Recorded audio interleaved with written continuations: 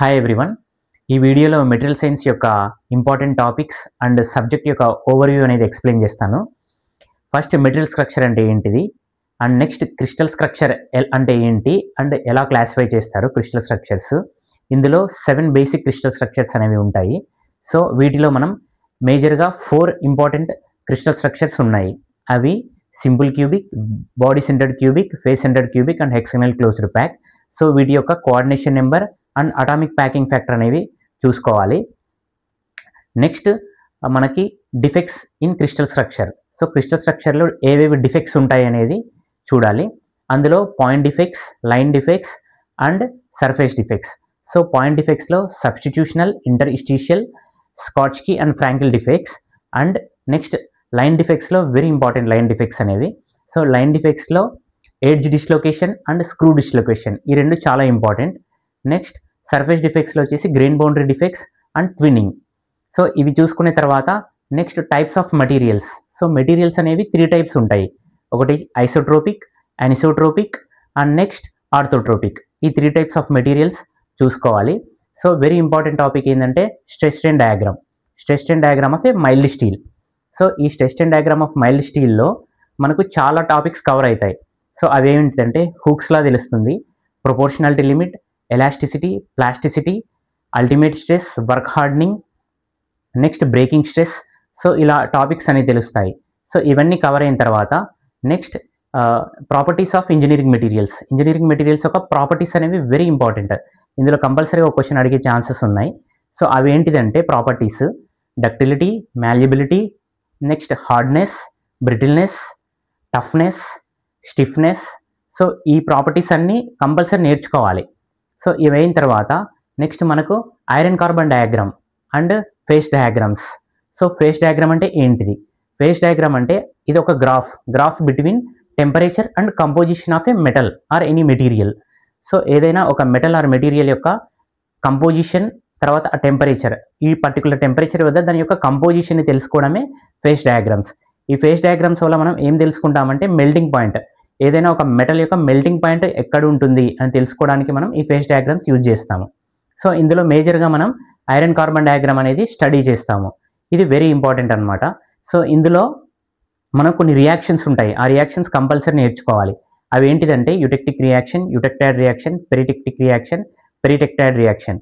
So ఈ reactions అన్నీ ఎక్కడ జరుగుతాయి, ఏ టెంపరేచర్, ఏ కంపోజిషన్ ఆఫ్ కార్బన్ వద్ద జరుగుతాయి అనేది తెలుసుకోవాలి.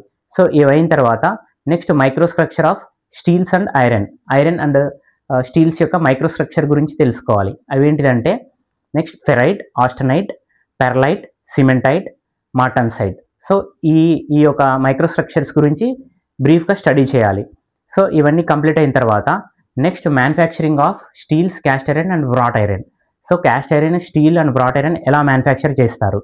సో మనం ఫస్ట్ ఐరన్ ఓర్ తీసుకుంటాము. సో ఐరన్ ఓర్ తీసుకొని ఈ ఐరన్ ఓర్కి coke and limestone add చేసి బ్లాస్ట్ ఫర్నేస్లో హీట్ చేయడం వల్ల మనకు పిగ్ ఐరన్ అనేది ప్రోడక్ట్ వస్తుంది. సో ఈ పిగ్ ఐరన్ యూజ్ చేసి నెక్స్ట్ మనం క్యాస్ట్ ఐరన్ని, స్టీల్స్ని ఎలా ప్రొడ్యూస్ చేస్తామనేది తెలుసుకుందాం. సో ఈ పిగ్ ఐరన్ని కుపోలో ఫర్నేస్లో యూజ్ చేసి మనం హీట్ చేస్తే మనకు క్యాస్ట్ ఐరన్స్ ప్రొడ్యూస్ అవుతాయి. సో ఇక్కడ క్యాస్ట్ ఐరన్స్ అనేది కార్బన్ పర్సెంటేజ్ ఎక్కువ ఉంటుంది, అంటే more than 2.1% of carbon percentage ఎక్కువ ఉంటే మనం వాటిని క్యాస్ట్ ఐరన్స్ అంటాము. నెక్స్ట్ స్టీల్స్ అనేవి ఎలా ప్రొడ్యూస్ చేస్తాము? బెసమర్ ప్రాసెస్ ద్వారా లేకుంటే ఎలక్ట్రికల్ ఫర్నెస్ ప్రాసెస్ ద్వారా మనం ఈ స్టీల్స్ అనేవి ప్రొడ్యూస్ చేస్తాం. సో నెక్స్ట్ వ్రాట్ ఐరన్ అనేది కూడా పుడ్లింగ్ ఫర్నెస్ యూజ్ చేసి వ్రాట్ ఐరన్ అనేది ప్రొడ్యూస్ చేస్తాం. సో వీటన్నిటికీ బై ప్రోడక్ట్ వచ్చేసి పిగ్ ఐరన్. సో ఇలా మనం క్యాస్ట్ ఐరన్ అండ్ స్టీల్స్ అనేది ప్రొడ్యూస్ చేస్తాం. నెక్స్ట్ మనకి ఇవి ప్రొడ్యూస్ చేసిన తర్వాత నెక్స్ట్ క్యాస్ట్ ఐరన్స్ అనేవి డిఫరెంట్ టైప్స్ ఉంటాయి. అందులో white cast iron, grey cast iron, malleable cast iron, spheroidal cast iron, nodular cast iron. So ఈ డివిజన్స్, ఈ different types of cast irons గురించి తెలుసుకోవాలి. నెక్స్ట్ స్టీల్స్ అనేవి 3 టైప్స్గా డివైడ్ అయి ఉంటాయి. Plain carbon steels, high speed steels and alloy steels. ఈ plain carbon steels ఫర్దర్గా 3గా డివైడ్ అయి ఉంటాయి. సో అవి ఏంటిదంటే mild steels, next medium carbon steels and high carbon steels. So medium carbon steels అంటే లెస్ దాన్ 0.3% ఆఫ్ కార్బన్ ఉంటే వాటిని మనం మీడియం కార్బన్ స్టీల్స్ అంటాము. 0.3 to 0.6% ఆఫ్ కార్బన్ ఉంటే మీడియం కార్బన్ స్టీల్స్ అంటాము. గ్రేటర్ దాన్ 0.6% ఆఫ్ కార్బన్ ఉంటే వాటిని high carbon steels అంటాము. సో ఈ స్టీల్స్ ఒక అప్లికేషన్ ఎక్కడెక్కడ మ్యానుఫ్యాక్చర్ కాంపోనెంట్ యూజ్ చేస్తారనేది చూసుకోవాలి. ఎగ్జాంపుల్స్ ఉంటాయి కొన్ని. నెక్స్ట్ దీని తర్వాత హై స్పీడ్ స్టీల్స్ మనకు మేజర్గా టూల్స్ మ్యానుఫ్యాక్చరింగ్లో యూజ్ చేస్తాము. సో 1841 స్టీల్స్ అని కూడా దీన్ని అంటాము. 18% of tungsten, 4% of chromium and 1% of vanadium. So next alloy steels అంటే ఈ carbon steels plus other elements combination అనమాట. Like nickel, cobalt, vanadium, titanium. So ఇలాంటి ఎలిమెంట్స్ని ఇందులో యాడ్ చేస్తే మనకు వచ్చే స్టీలే అలాయ్ స్టీల్ అంటాం. సో అలాయ్ స్టీల్స్ వల్ల కొన్ని ప్రాపర్టీస్, మెకానికల్ ప్రాపర్టీస్ ఇంప్రూవ్ అవుతాయి.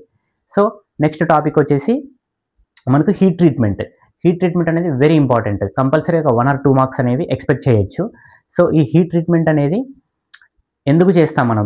First of all heat treatment, so ఏదైనా mechanical property, magnetic or electrical property improve చేయడానికి ఒక కాంపోనెంట్కి మనం హీట్ ట్రీట్మెంట్ యూజ్ చేస్తాము. అండ్ అందులో బిల్డ్ అయిన స్ట్రెస్ని రిలీవ్ చేయడానికి కూడా మనం హీట్ ట్రీట్మెంట్ చేస్తాము. సో హీట్ ట్రీట్మెంట్ అనేది డిఫరెంట్ ప్రాసెస్ ఉంటాయి అన్నమాట. అందులో ఫస్ట్ వచ్చేసి అనీలింగ్లో ప్రాసెస్ అనీలింగ్, స్పెరిడైజ్ అనీలింగ్, డిఫ్యూజన్ అనీలింగ్.